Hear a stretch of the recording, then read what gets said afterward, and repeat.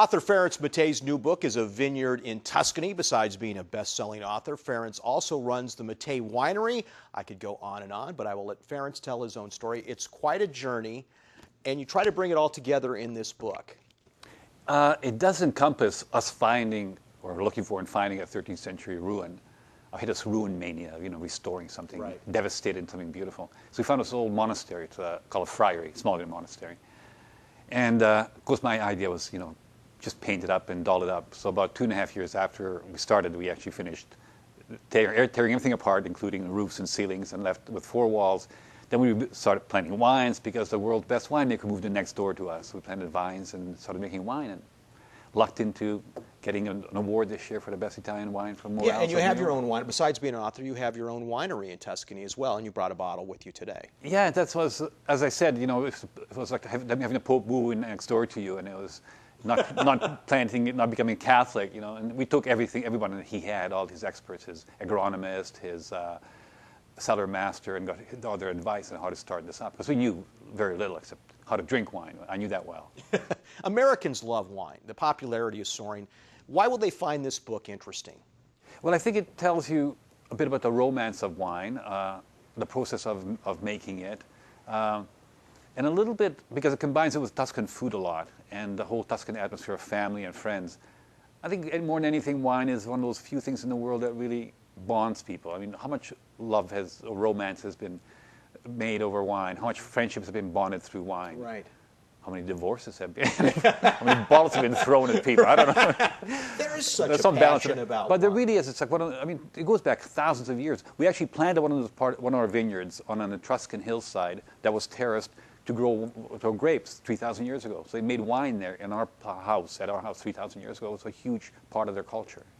What is the magic of Tuscany? I mean, there have been movies made about it. It's obviously a beautiful place. Anytime you see pictures on postcards or even on your book cover here, it's a gorgeous place. Is there a magic in the air in Tuscany?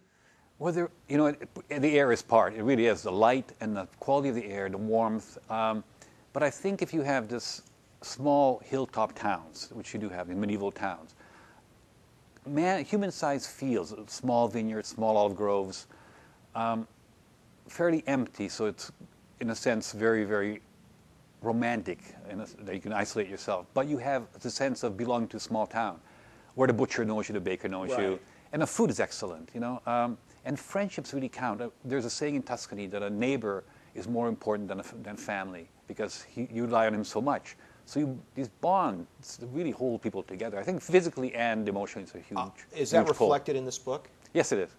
Very much so. Do you have a real quick, funny story to take from the book?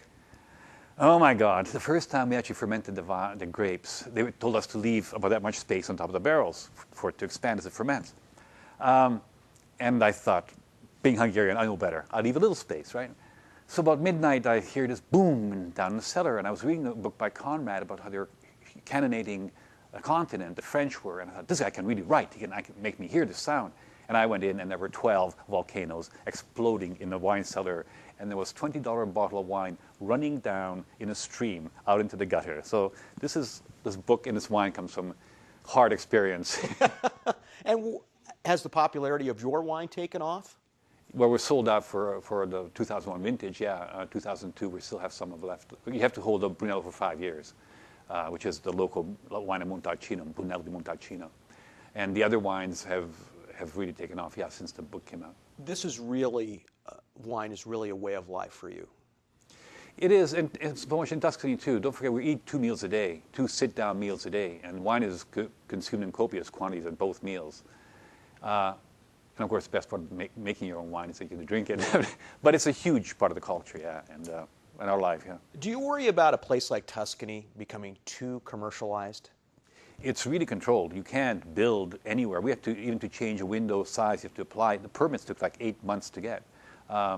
You can't just build a summer home. We have 70 acres. We can't build anything on it. I mean, this is a 13th century building, and we had to get 2.5 years of permits to build an underground winery. With only a door showing in the hillside. The rest is buried. So it's very well controlled. I think it's going to hold. People have realized how beautiful and almost saintly it is. So they're going to keep it that way, I think. If somebody wants to pick up a copy of your book, A Vineyard in Tuscany, where can they get one? anywhere. But at Village Books, they can actually come and taste the wine tonight. Village Books at 6 o'clock. Village Books, huh? Yeah. We have a few Fairhaven. bottles of wine that we smuggled in. And what are you working on now? Oh, I just spent 2 months down in Tahiti and Marquesas working on a historical novel. And I wrote one last year here about the Northwest called Ghost Sea. It's set 1920s on the last working sailboat. And I kept the same 2 characters, and they move on down to Tahiti looking for Gauguin's daughter. Author Ferenc Mate, best of luck with a vineyard in Tuscany. Thank you very much. We'll be right back.